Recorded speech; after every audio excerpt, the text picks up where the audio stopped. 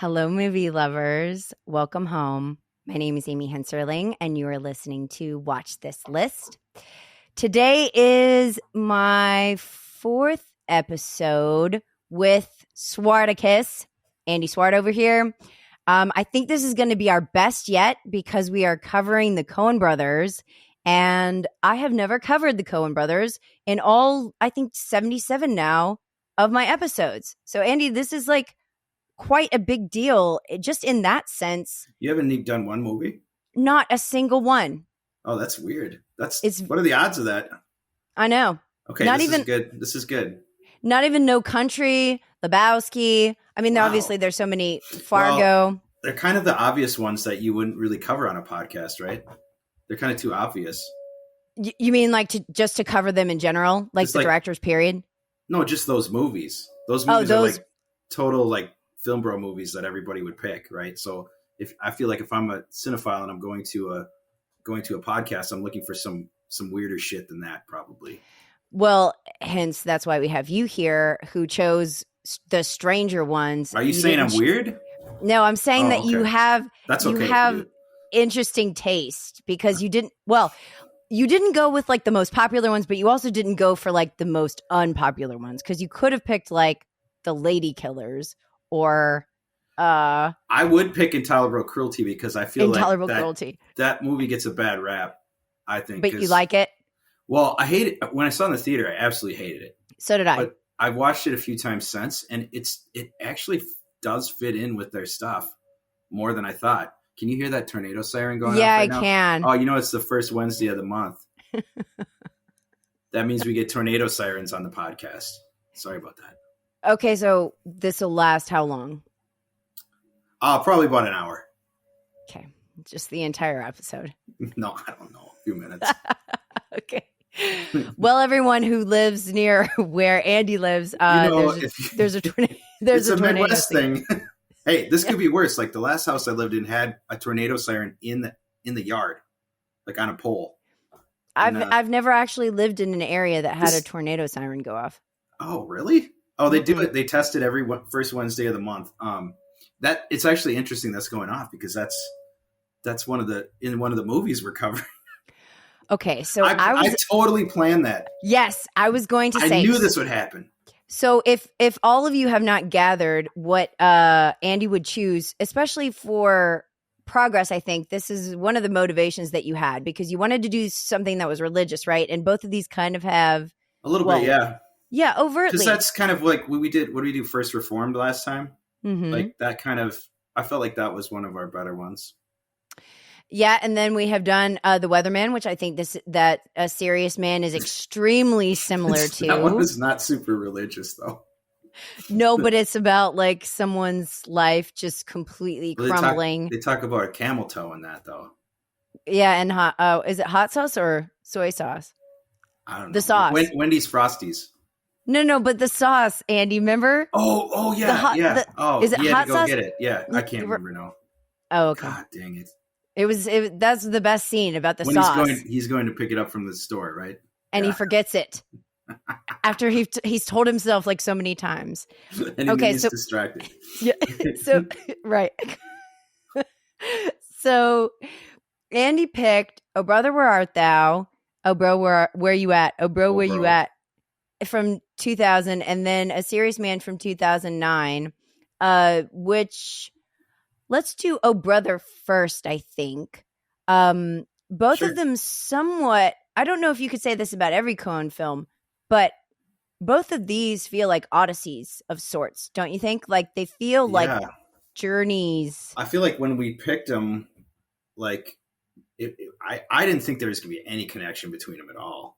But there definitely are. Once I watched them, I'm like, I don't know. I'm looking at it with totally different eyes, right? Because first time I watched them, I was in 20s, 30s. Now I'm in my 40s. So you see it with especially with Serious Man, because I haven't seen that since it came out on video, I don't think.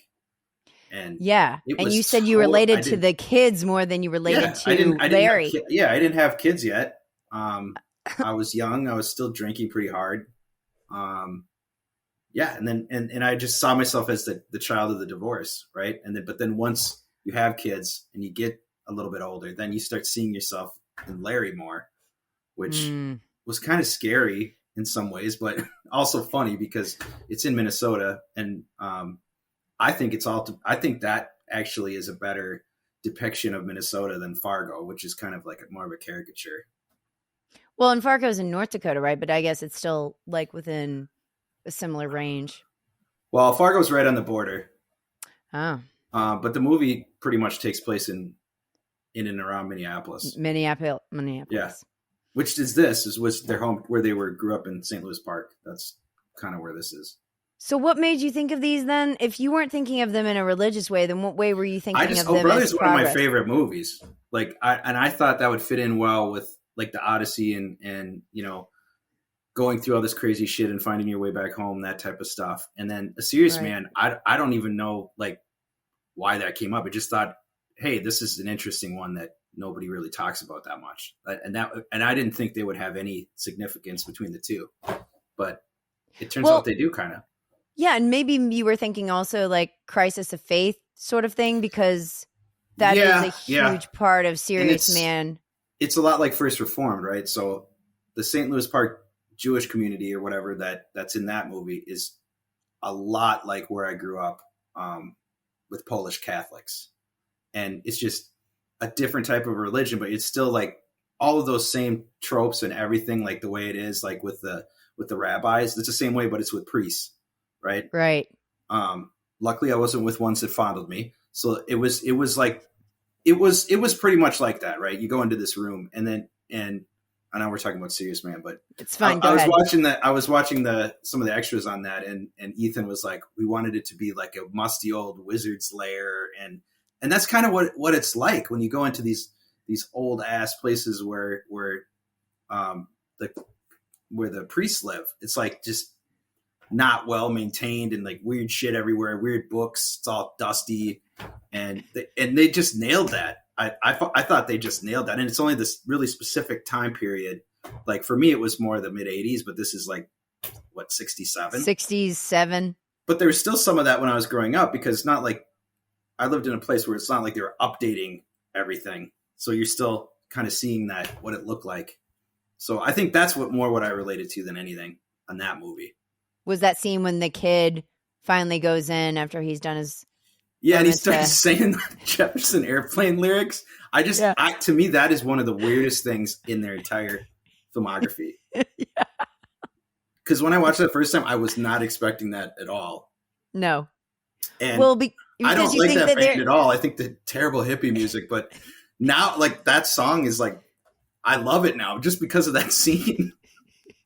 It's also that you're just like expecting it to be like the greatest advice that's ever been given in history of the world. Yes. But it kind of is if you read it out loud, when the truth is found to be lies. Like, that's what that lyric is. I've heard that song 1,000 times. Like, that's what they're actually saying. Like, oh, that's pretty deep for some crazy hippies. And the kid is just like kind of has this mixture of like terror, but also for the first time in his life, maybe respect. And then the fact that like he gave him his, like his radio back, cassette player back, was like, oh, so he was listening to it. Yeah. And he instantly got cred for just like having it. I don't know. Wasn't it too like Larry was constantly trying to meet with that guy and he couldn't ever get into him? Yeah. He kept getting the minor league rabbis. And then the secretary was like, he's busy. And he's like, what is he doing? He's in there alone. And she's like, he's thinking. He's in his wizard lair. Yeah, he's contemplating. Okay, so we're going to start with Oh Brother, even though we've gotten into Serious Man. But Oh Brother, Where Art Thou is very... I think it's a good merge of the Coen sensibility, like the comedy part, but then also just the satire and how just everything is fate and luck, and there's no like rhyme or reason to things. And as much as like you want to sort of rationalize your way through things or plan your way through things, it doesn't matter, because nature and other people are just going to squash it. What do you think? Well, I think it's kind of like that continuation of like how Raising Arizona was. Hmm. People that you think are very, very dumb, but then they're able to shine some light through. Hey, this is how they really are, and they're not as dumb as you think. They just are, maybe a little bit more well intentioned or emotional, or slightly complex, right? So like the three characters in this are always so interesting to me because there's two that are just like completely dim-witted and like to barely know what's going, oblivious to everything that's going around them. And then George Clooney's character is like this much smarter than them. And Ulysses. And usually those people are the type of people who like get down on themselves and get like, oh, woe is me. This is a terrible circumstance, and are bitching and complaining to the other two, and the other two are cheering him up. But it's the opposite. He's the one that's like always happy, no matter how many crazy things happen to him. Like even that we're in a tight spot, right? That's funny. It's funny. Shit. But like we're in a tight spot. They could die there, right? But you're laughing. You're laughing at him, and he says some of the most profound things, and he says it in a really stupid way. And I just think I think it's probably Clooney's best performance, only because it's really the only performance where I think he completely loses himself in the character. Like I don't think he's done that in any other movie, right? He's basically just playing a movie star. Like maybe, Ocean's 11 and Out of Sight. Dusk Till Dawn was a little bit like that, like maybe the profane version of that. But this is like, you can really see the Coen brothers directing him and telling him what to say and think, because it's super obvious that he can't do that normally. Because if you watch all the rest of his movies and watch that, it's super obvious that he's being directed, almost like how Tarantino directs people. They speak in a certain way. But I think that makes it funnier for some reason, because it's not like, you almost have this matinee idol who's like being puppeted by these little dorks behind the screen and making, saying these really profane and also profound things. Profound. Well, and he I think that's a good point, because I remember reading that Nick Cage said this about Raising Arizona as a point of frustration for him, because Nick likes to feel things out and react instinctually, and the Coens were like, no, you are not going to change our dialogue. You're not going to add anything or take away anything from the script. And they would not let him. And that's why I think Clooney works in their movies better. Not necessarily better than Cage did in Raising Arizona, but better than a lot of their actors, frequent collaborators. Because he just totally gives himself over to them. Like even if you watch Intolerable Cruelty, he just gives himself over to this weird screwball shit. And I enjoy it. Like Burn After Reading. Like I enjoy watching them get these weird performances out of somebody like Clooney, because you just don't see that in any of the other movies he does.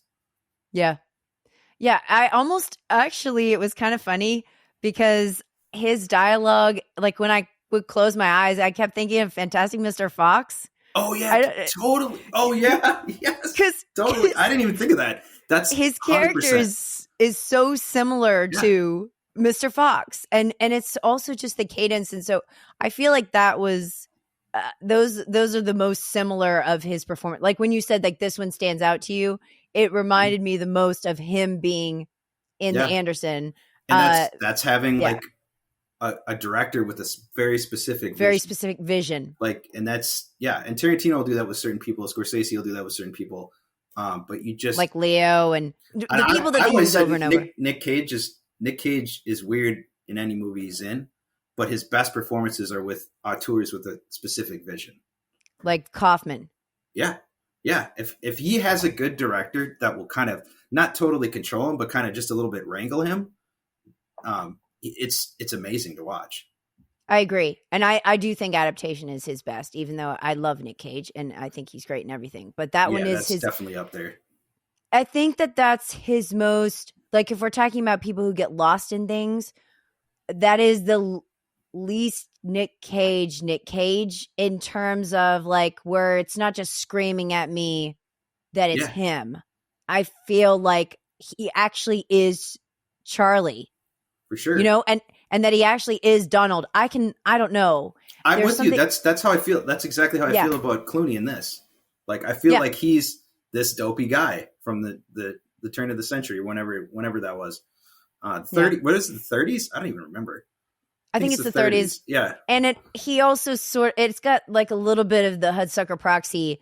Yeah. Like, you know, I feel like all of their screwball comedies. I've been really meaning to watch Hail Caesar because I haven't seen that since the theater. I like it. I know I loved it in the theater.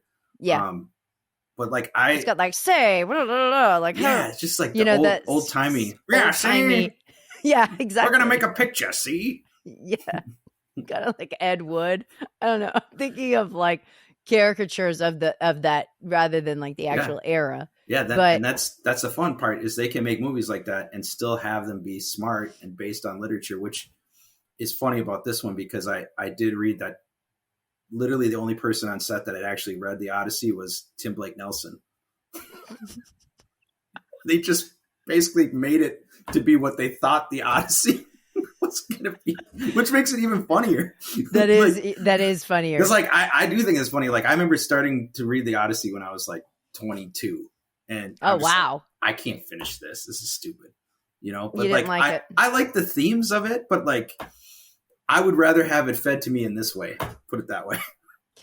Well, and it's also I think that it sort of feels epic in a sense, or almost biblical, where like there's all these vignettes of things, kind of like Buster Scruggs, except that's a little bit more like meandering. Delineated.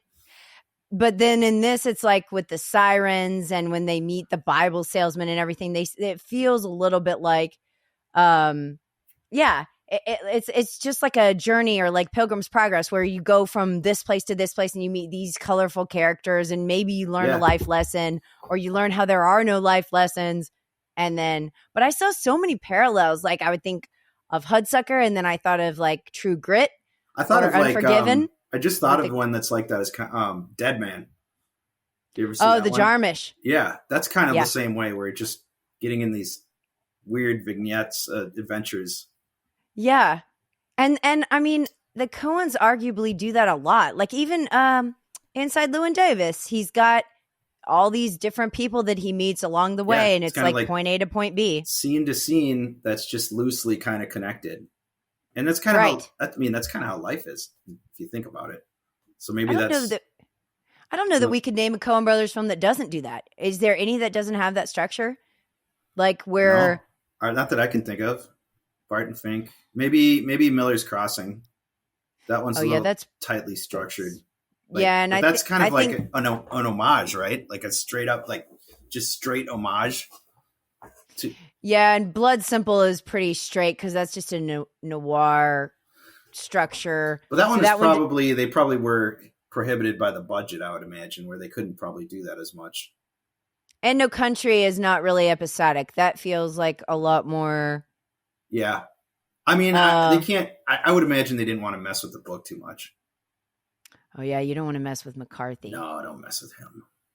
Even though. What is your opinion on The Counselor? Didn't you hate it? The Counselor. I think I gave it like 2 stars or something. Yeah, you hated it. Right? I didn't hate it, but I mean, I don't know. 2 stars is pretty bad, Andy. Yeah, for me it is, I guess, because I overgrade. Generally like stuff. Well, I try not. It looks like I overgrade because I try not to watch things that I think I'll hate. Which, when I was younger, I just would watch everything, and now I'm like, well, I don't have enough time to. I can only watch 1 or 2 movies a week, so I got to be careful with what I pick, type of thing. You're in your 40s. Life is short. You better select. Well, unless I'm on like a vacation, then I'll just go hog wild and watch all kinds of crap. Okay, well, the only reason I brought that up is because I think that McCarthy dialogue was taken straight. I think you're probably right. I haven't read that book. I think the only book I've read of his is The Road, which was a good movie. Yeah, it was good. I think there was too much hype around it, kind of, and that kind of deflated it a little. But I watched it again last year when I was going through this shit with my dad. And it was pretty powerful, I thought.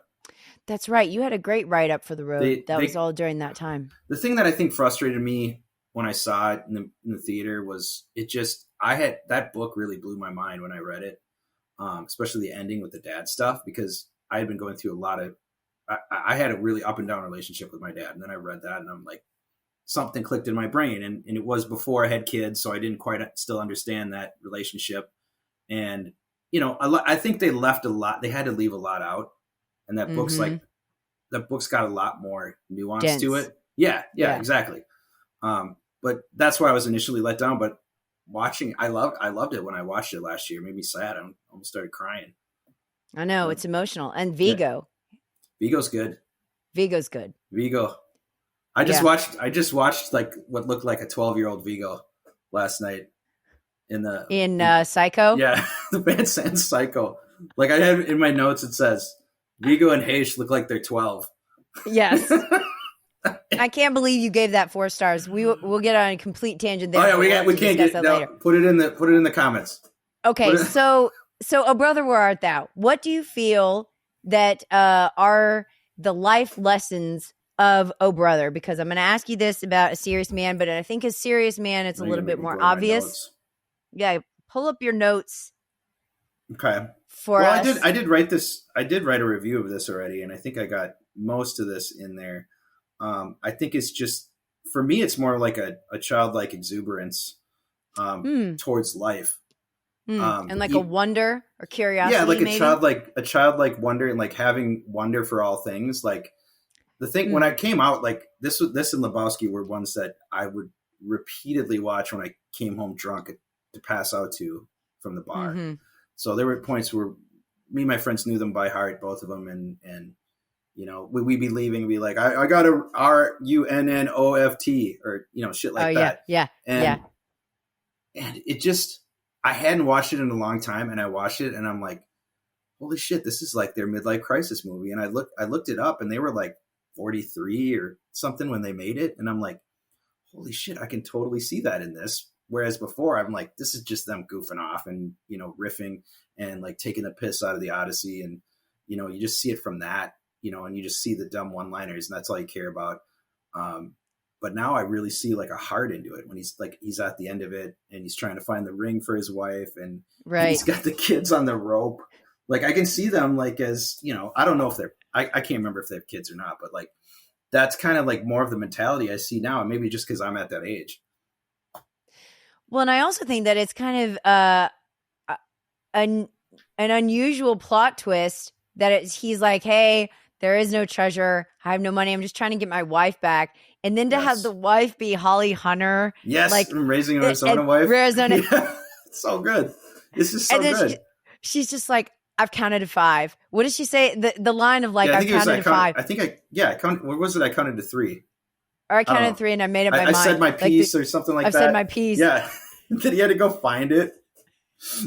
My favorite part is when the flood hits and they're just all on a coffin for some reason, like a wooden coffin just floating there. And then the dude floats up on the roll top desk. And then Clooney explains how this was not an act of God, that it actually makes complete and total sense. Yes. And yes. Yeah. But I read that Holly Hunter, when she first moved to New York City, her roommate was Frances McDormand. Oh, no kidding. I'm pretty sure that's because she's also like an extra or something in Blood Simple. I know she's in Blood Simple. So yeah, I think they're both in it, aren't they? Yeah. I haven't seen that in forever either. But Frances hadn't like gotten with them. Like she had just met them at that point. So they were all babies basically. But I'm just saying, I think Holly Hunter's an unusual choice for George Clooney's like ex-wife with so many children. And it's then so weird. But it works in a weird way. And then to have all the tertiary stuff of like the KKK. Dude, and that is so wild. Like and the Bible stuff. I probably passed out before that happened a lot of times, but I forgot how like it just so perfectly apes the Wizard of Oz that it's when they're up in the bushes looking down, and even when they're coming in that line and they're like kind of bouncing into each other, like the Tin Man and the Scarecrow and the Lion Man. Oh, that's a great observation. And then and then they get to this point and the dude turns around and he's only got one eye in his hood. And you immediately know it's Goodman. I rewound that like 2 or 3 times and just kept laughing at it. It's so bizarre. It is, and the fact that they crammed that into a movie, and that movie made like I think 80-90 million dollars or something like that, didn't it? Like it wasn't it was a pretty big hit, and I think partially because that they're coming off that run with the other movies, but it's still shocking also, to me. It's also just a great soundtrack too. I mean, T-Bone Burnett does the music. I think that helped it too, because that got super popular. Like it was, the music you couldn't get is away fantastic. From it. You couldn't get away from it. It got to the point where I just got sick of it. But now I've been listening to the soundtrack for a couple days here now. Like this is really good. Like, but it just got overplayed so hardcore that you just, it was like the Pulp Fiction soundtrack. Eventually you get You get sick of it. It's all you hear. Yeah. It's good though. And Roger Deakins does a great job as the DP. I mean, it's just beautiful to watch anyway. Yeah. I think this is the first time they did that color grading in a movie. One of the first times, if not the first time. Yeah. It's really pretty. Yeah. And I think that it's got enough like nuggets in it. Like Coen Brother movies to me, it's not necessarily that the ending says the truth or the ending is profound, because a lot of times their endings are just like, well, that's life. That's the way things are. Okay, bye. Bye. Good luck. And, but I feel like there's enough along the way that you can sort of glean, and that like the danger of seeking treasure. My favorite scene in it, I don't know what yours is, but my favorite scene is when they're going around the campfire and he's saying, what would you do with the money? Yeah. Because that's a good one. Kind of like discussions in movies or in real life, like what would you do if X, just brings out such sincerity in people, and like they're just, it's almost more pure to me than if those things came to pass. The desire for things. Yeah, I think too that's what's so great about the Coen Brothers, because they can have a movie like this where it's just wild and all over the place and stupid funny, and then they can just stop on a dime and have a really serious, meaningful 5-minute conversation within the movie that you're like, oh my God. And I think that's one of the moments in this one. I mean, there's a few of them. There's more in Serious Man, but this one does have a few of them. Well, like when the blind man is talking. Yeah. When he's doing I don't know how to describe that if you're not watching. When he's on what is that? The thing that goes up and down when you're on you're on the railroad tracks. God, what is that called? I have no idea. I don't know, but he has like this whole profound thing about life, and he's trying to give them wisdom. And then there's a couple of parts where they're being like sort of preached to, and then it turns out not to be an ideal situation. I do also love when they think that that he's a toad, a horned toad, and then he carries him around the box the whole time, and then George Clooney's character is trying to explain how like it couldn't be, but then he seems a little bit like he's not entirely sure. Like, we need a wizard. What can change him back? Yeah. And then Goodman takes him and squishes it, and then the way like he throws it off that tree and it bounces, funny. Like it's terrible. I'm like, I wonder if that was the first take, or they took him like 20 times to get the way the frog bounced off the tree. Well, and then that it elicits like you're actually worried that might have been him. Yeah, that too. You're like, oh my God. And then Turturro has that girl scream. That makes me laugh every time. Like he's whipped great. Like a slave, and he's screaming this little girl scream, and it shouldn't be funny, but like I can't help but just belly laugh at it over and over again. He is so funny. I mean, I always think of Lebowski with him as sort of peak, but he's in multiple of their stuff. He's in Miller's Crossing too, right? Yeah. I think he's pretty good in that. That's another one I haven't seen in quite a while, but I think I got a DVD of it somewhere. I should pull that out. Everybody really should own their entire. Is also amazing. Oh yeah, of course, Barton Fink. Yeah, that was the one actually I was going to pick, and then I know initially, and then I think you brought up Serious Man. I'm like, oh, that would be a good one because I haven't seen it in so long. Okay, so we're going to go to Serious Man. The great thing, if you're talking about like midlife crisis movies, I think I even texted this to you when I was watching Serious Man. I was like, this is the Jewish American Beauty. Because that's what it made me think of was no Spacey, Lester Burnham. Oh yeah. And that, that's how I felt about that. And it's weird that movie was like 10 years later. You know what I was about to say, 99 to 2000. You know what I think about though when I watch Serious Man is like Mad Men. It reminded me a lot of Mad Men. Even just the way it was shot was so like Draper, like as a character, or you just mean in just an overall terms of the just looks? a vibe, just a vibe. I think that was kind of prevalent during that time period. I think Mad Men probably ended in like 07 or 08. But like a lot of movies were trying to do that at the time because, I mean, basically those shows like that and Sopranos were just whipping the pants off of movies for people's attention. Yeah, and nostalgia was pretty strong. Yeah, and at that time, I mean, boomers like pretty much controlled everything, right? As far as like media stuff, right? And I remember talking to my mom about it. It was like one of the first shows I watched with my mom would watch with me since I was a kid.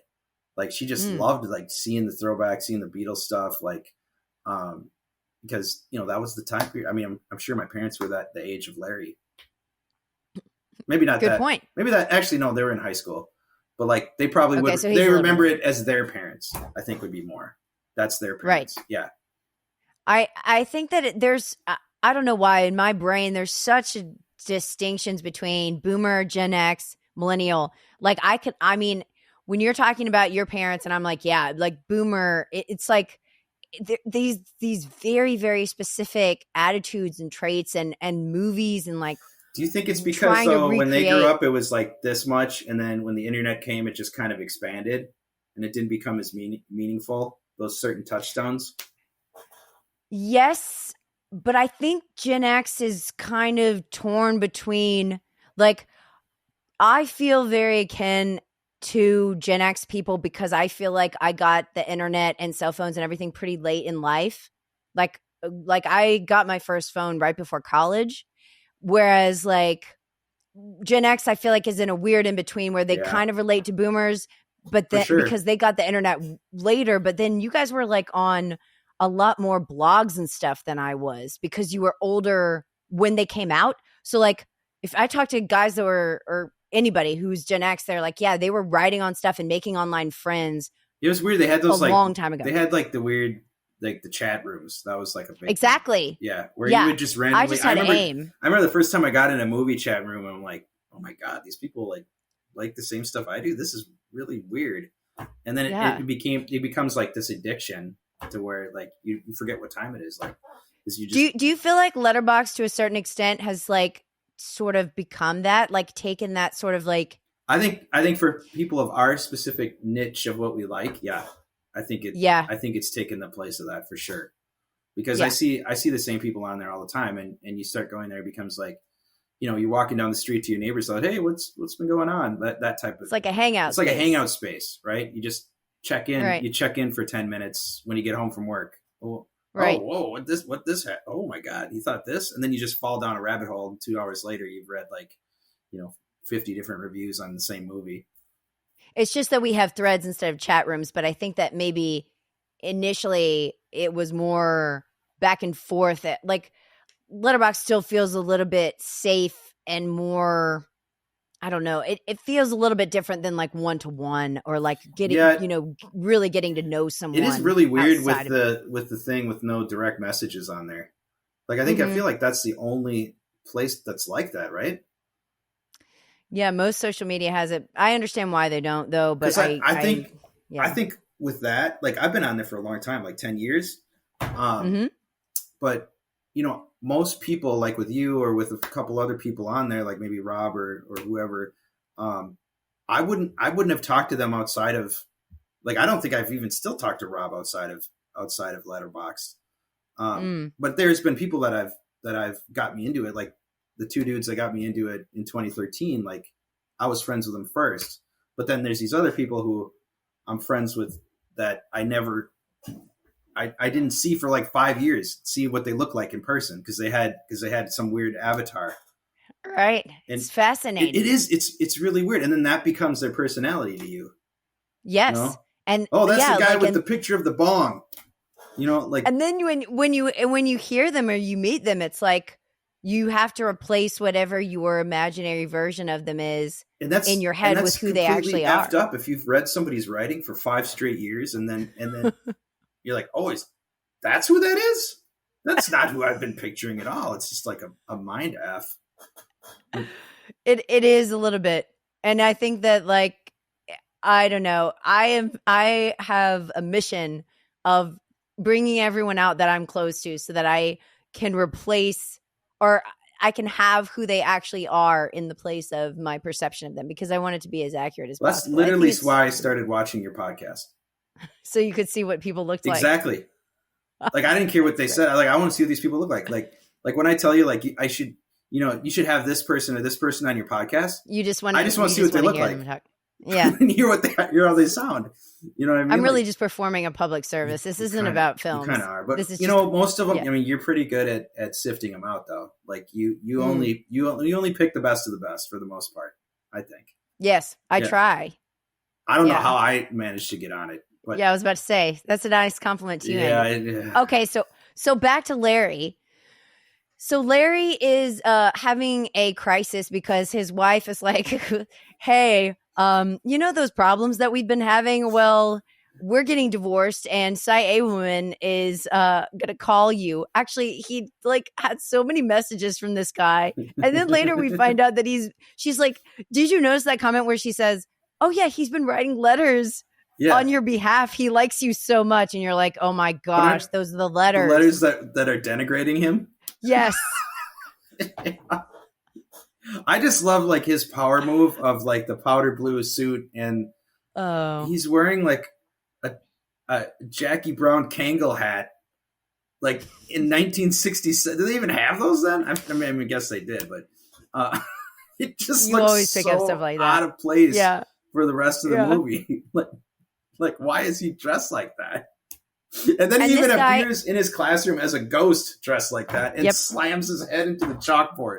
Like, that's total, like, that whole movie is like way less over the top than Oh Brother. But then they have moments like that where it's like, holy shit. Or he's like, I do not want Santana and Braxis. And it just pulls you out and makes you realize you're watching a Coen Brothers movie.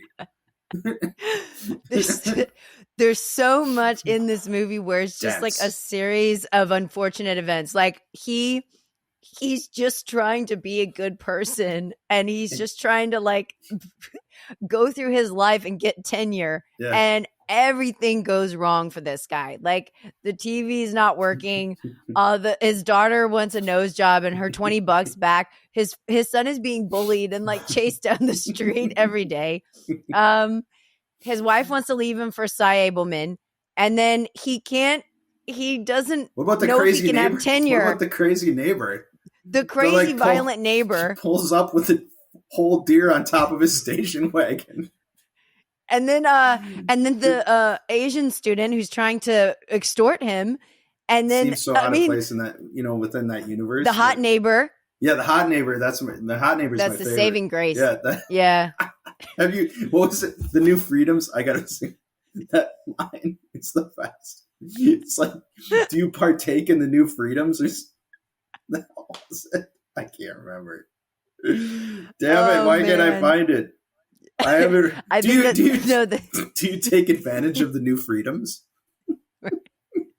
And then he has that dream where she like blows a smoke in his face. It is like, if you want to say like, is there a movie where it's one thing after the other? I'm going to say this is up there with like After Hours. I laughed so hard my glasses fogged up. Yes. Have you seen After Hours? Actually, I haven't. I've been meaning to forever. And like, I just keep forgetting. Good. It's one of those things where it's like, I know I should watch it, and I just keep forgetting. You would love it. Yeah. But it's the same thing where it's just like, what else can go wrong? Oh, way more can go wrong. Actually, but usually, those movies have a faster pace than this. That's why it seems. Good point. That's why it seems so awkward and kind of like stunted in some ways. And I think that's the Minnesota part of them coming out. Like, I think it's the passive aggressiveness. Like, I think there is a little bit of Fargo-isms in there. And it just slightly off kilter Every scene is a Does little it bit. also kind of remind you of like Beau is Afraid in terms of its like relatable anxiety? Yeah, I haven't Like, seen Beau is Afraid yet either. okay, well that I I've been kind was reminded of of turned that. down by the runtime on that, but I know I got to get to Oh it. my I know I gosh. got. Is it worth it? Is it like it's been sitting on my list forever. I'm in the minority there, though. Like, A isn't lot it of like 3 hours dudes long? like it. Like I don't know if I want to watch. It's longer than 3 hours. Yeah, I don't know. It was hard for you to get through Dune. Yeah, So yeah. I mean, well, Dune is different though because you're sitting in a theater, and it's like that's true. It True. was 70 mil. No, I don't know if that one was 70 millimeter, but it was it's the experience.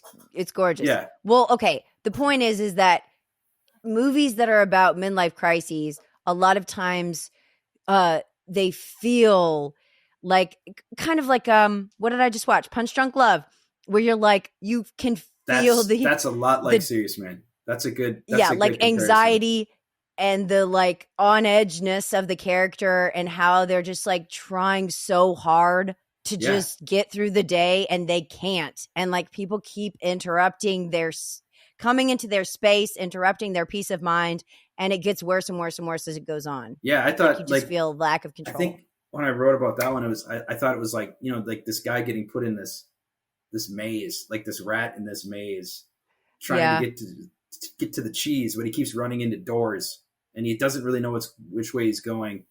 And then like the woman kind of leads him a little bit, but like there isn't that in Serious Man really. There's nothing. Like it just and plus the ending of it is like, I think for me, like I know I just watched it recently, and I tend to over exaggerate, but that's one of their best endings. I really think it is. It's so like abrupt and like almost mystical. And it kind of reminds me a little bit of you've seen Crimes and Misdemeanors, right? Yeah. It kind of reminds me of that in the sense that like he's kind of giving in because he changes the kid's grade from an F to a C-. And you're angry about that. Like I was like, I was mad about that. Yes. So it reminded me of Martin Landau just accepting the fact that he had the guy killed. And it's just like, oh, okay, well, I guess I'm just going to like, this is my life. This is what life is. Yeah, this is my life now. This is what I'm, right. And it's the same thing with the wife, right? Like, she's the scream she gives off when she finds out Cy is dead. You're just my God, that's so realistic. And then you get to the stone bar mitzvah thing or whatever they're doing at the end. And she's like, well, Cy liked him. I guess I can stay with him. No, but then he has to pay for the funeral. Yeah, and it's like, I feel like, was that what it was like when people didn't get divorces? They're just like, well, just keep going. Yeah, probably. And, yes. And she's just like, well, what else am I going to do? Find another Cy? What are the odds of that? Some dude with a powder blue outfit, leisure suit, walking around. Whose dead wife is, what does he say? He's like, she's still warm or something, or she's still warm. She's barely been in the ground. Yeah, and then Larry keeps defending them to other people. He's like, no, actually, that happened 3 years ago. I gotta see. I wrote all these lines down, so trying to I could remember it, but man, it's so funny. I am not an evil man. That was one of my favorite ones. I am not an evil man. Like that, I so related to that. It's just. It's because it's too much. It's too. There's too many people bothering him. When we haven't talked about Richard Kind at all. Like, oh, go ahead. Like he's his such brother. A dopey brother. Like when he's swimming around, he's having this serious conversation with this other like mom or something, and he's in there just swimming with kids like he's a big kid. And then in the beach. Then he comes out and he's like, if someone could bottle this air, they'd make $1 million. Actually, you know what, Andy, that is probably the most profound scene that there is. But he makes it so awkward and just, the dopey brother's ruining it again. No. It's not him. It's the woman that Larry's talking to. She's like talking to him about like coming to a party or something. And then she's saying, well, maybe this is good for your life that these things have happened because they've enabled you to see what's really there. Yeah, you're right. Like the message of the movie really is that like when your life starts falling apart or things aren't as they seem, you shouldn't want to go back to when they were fine. Because somebody asked him that. That's they're true. like, well, do you want to go back? And he's like, I kind of do, but it's not. You can't really go back. It's so much better. You can't really go back. Well, and it's better to know. Yeah. Like, it's better to operate in reality. That's why it's a great paradox with like his profession and like the certainty. I think, what is he trying to prove besides he's trying to get the cat? He's trying to get tenure.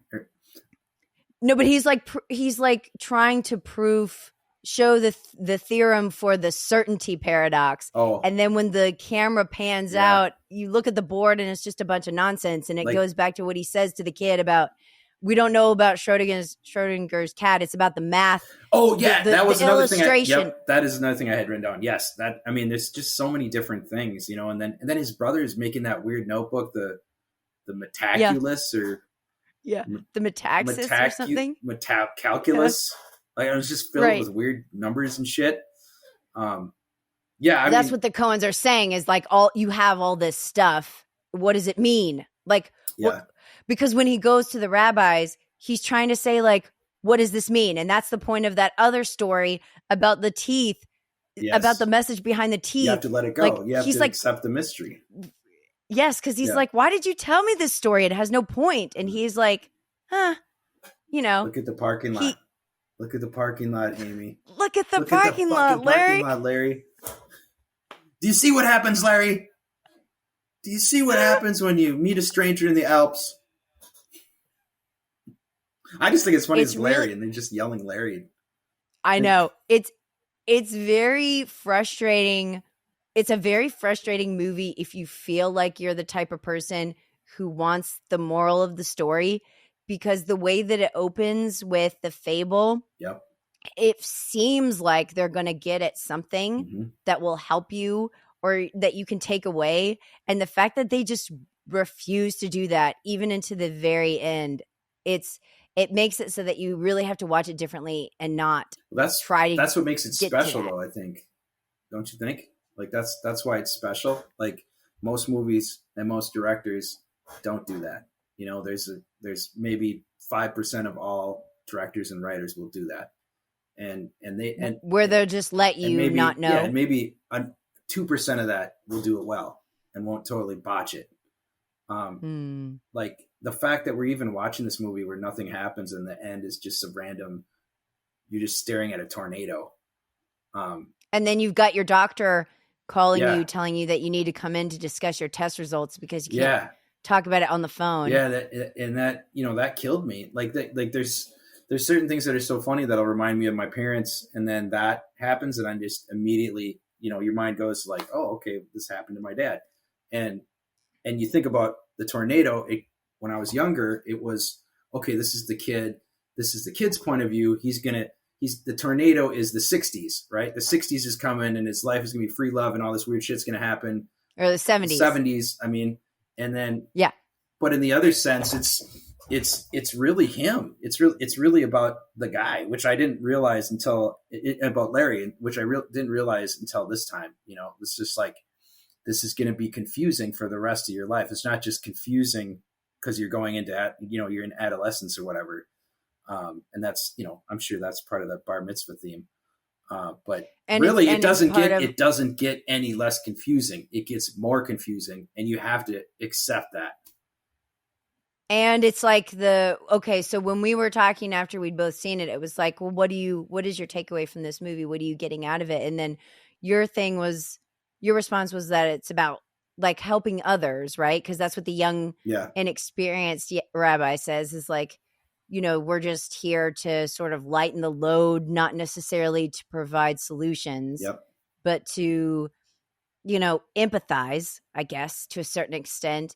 But what Larry wants is someone to tell him how to live, I think. And that's why he's frustrated. And he's frustrated because nobody's going to be able to tell you that because everybody's journey is different. So in a sense, you have to, instead of like having somebody explain to you why the tornado's there, you just have to jump into the tornado and experience it. That's what I got this time. Whereas the second time it was more like, oh, Jefferson Airplane, the 60s, it's buttoned down, early 60s. And a good boy. He's going to become a weirdo in 2 years later in 1969 when he's in college. And that's all I could think about, and then think about my parents getting divorced and like coming up in a super strict grandparents with Catholic thing, and we did all the same thing on the bus, like swear like sailors, because you couldn't do that in the Catholic school and all that stuff, and all of that was hitting with me so hard. And now this time, none of it hit with me. It was all Larry. It was all Larry. I'm like, oh God, this never does get better, does it? But at least you can find the humor in it, and that's kind of the same thing with Oh Brother. You can, it's never going to get exactly the way you want it to be, but the people that find the humor in it are the ones that are able to survive it. Yeah, it's almost like it's that thing about when the young rabbi says it's about perspective, Larry, or it's about perception. Either one, it's kind of like if you are able to remove yourself from the absurdity of the situation and see how ludicrous it is, and to see how, like, I don't know why it is that when you're older is when it hits you that you are out of control of so many things. Maybe it's because your body changes and like it's not, your metabolism's not as fast, and like you start to realize that you are very vulnerable. I think having kids is, because you've never seen it through anybody else's eyes until you've had kids. And then you see them go through the exact same things.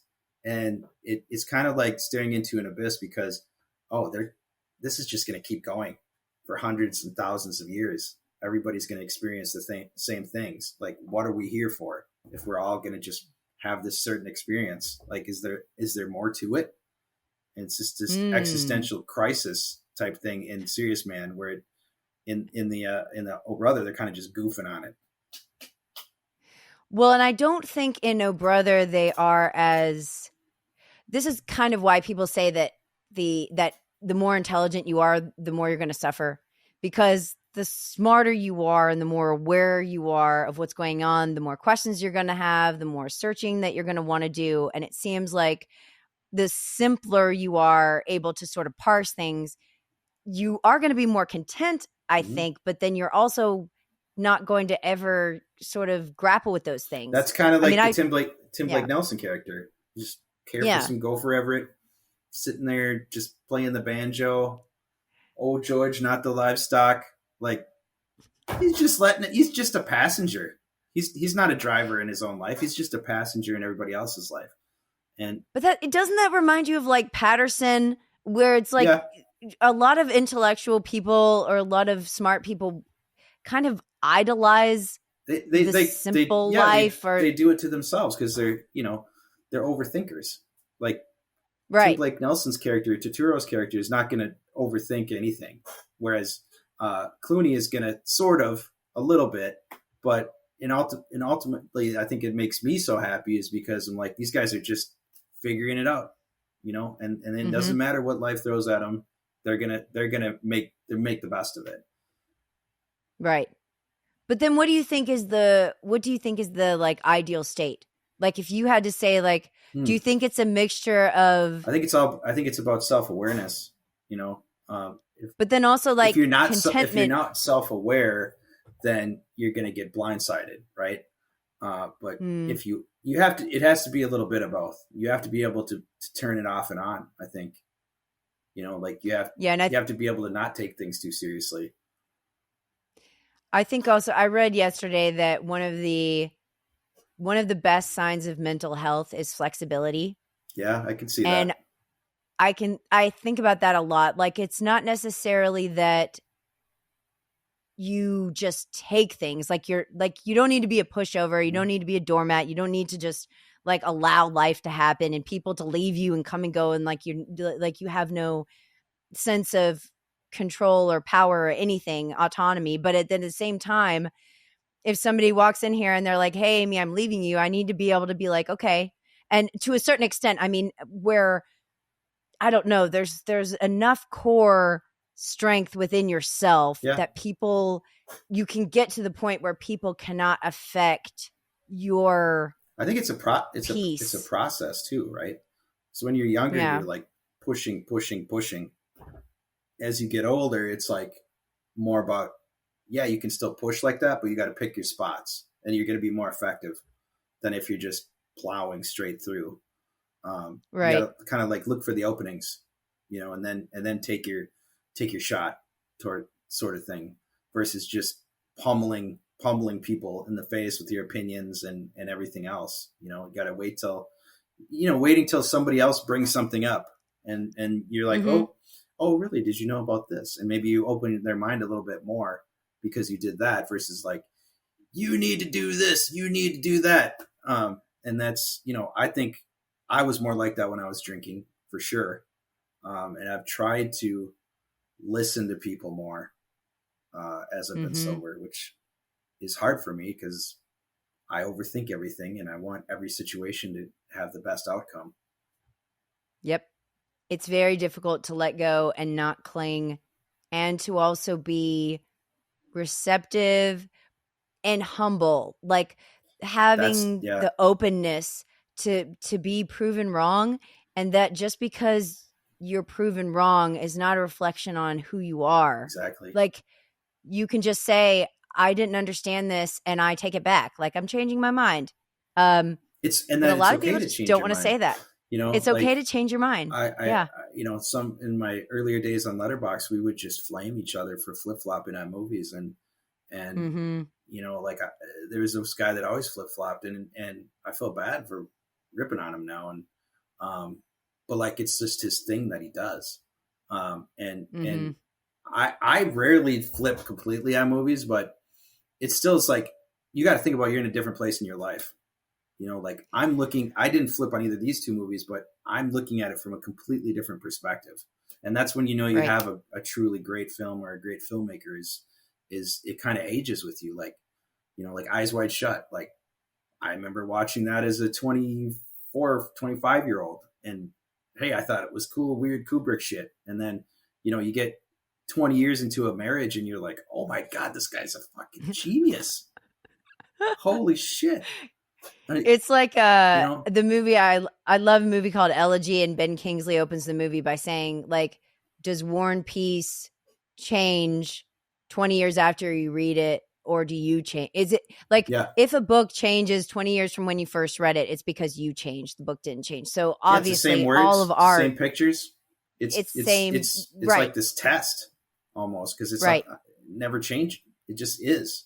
And it's just you. It's also important for context too, because like Tenebrae is a great example of a movie that I thought was absolute garbage, and it was the first giallo I'd ever seen, and I didn't know what that was. And then a month after doing it for 31 days straight, I come back and I'm like, this is a masterpiece. And there's sometimes it has nothing to do. For sure. Right. It has nothing to do with like it ended up not having anything to do with personal taste. It had to do with being able to appreciate something rightly, like in its own space and genre, and what are its strengths. That's kind of a unique example, but I feel like we should be open to that. I mean, movies are so, it's not quite as subjective as music, obviously, but it also is the headspace you're going into a movie with. It totally can derail something that you might have ended up liking. And so, like, if you're in a bad headspace, maybe you hate the movie because you're just in a bad headspace. And then 5 years later, you're in a good mood. You're with friends, and you watch, and you're like, hey, this isn't so bad. And it's almost, it's kind of miraculous that we have any movies that we continue to like, no matter how old we are, because so much of impressions and reactions are time sensitive, like literally all in the timing. Yes, that's and I notice that too, even just writing reviews in Letterboxd. If I'm like stating specific current events and stuff like that, and I go back and read it 3-4 years later, it doesn't hit as hard as if you're not doing that and you're making it more timeless in a sense than just make. That's why I don't like stuff diary like today. Trump pissed me off. Like, you know what I mean? Like, you go back and read that later, and you're like, that's stupid. That's why stuff like Civil War and Dream Scenario in movies that are like, even like Bo Burnham's COVID, like even Inside, to a certain extent, they are good within a very particular. Borat's still funny though, but like, it's so of a time period though.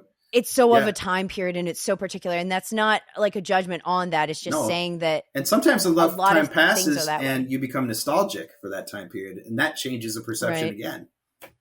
Yeah.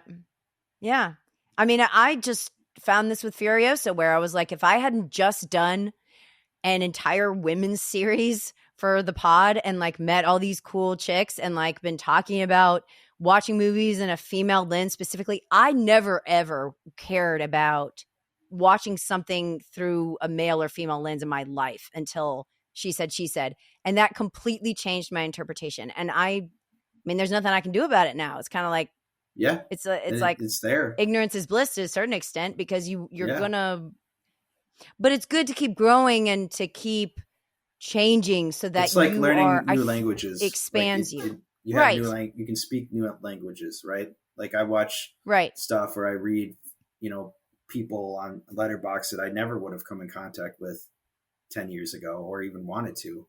But now that you have that, I feel like just even reading their perspective on it, even if I don't agree with it, I bring that into my everyday life, and I can understand the people around me better. Yes. I think that expansion and not being stagnant and not clinging to you so much, because it just sacrifices growth. And you don't have to take everything from them. You might take a tiny little bit, a lot of that is like, we were talking about before we got on here about managing people and being managers at our jobs. And it's like what you do, essentially how you become a good manager is like, you almost learn more from the bad managers.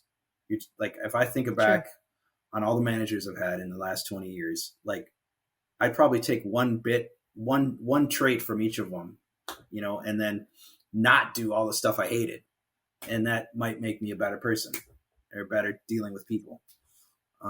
Maybe that's the message of these two films, is that you're supposed to you take the good with the bad, but then you also learn what you don't like and then implement what you do. Like, even though Larry kind of compromises in the end, I feel like in other areas he doesn't. And it's kind of like, that's what being a human being is. You compromise in some areas, but you're doing your best, and the storm's still going to come. Yeah. The flood is still going to come. You can't stop nature.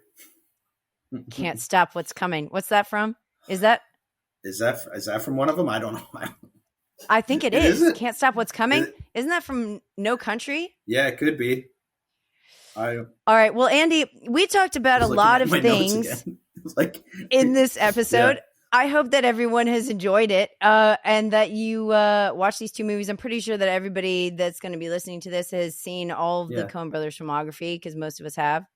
But Andy's got to go. It's been a pleasure. Yeah, thank you so much for having me, Amy. I can't believe this is the fourth time. Like this, that's crazy. Fourth time's the charm. Fourth time's the charm, I guess. Hopefully, I've earned my status in your cool people's brigade. With that, we'll see you at the movies.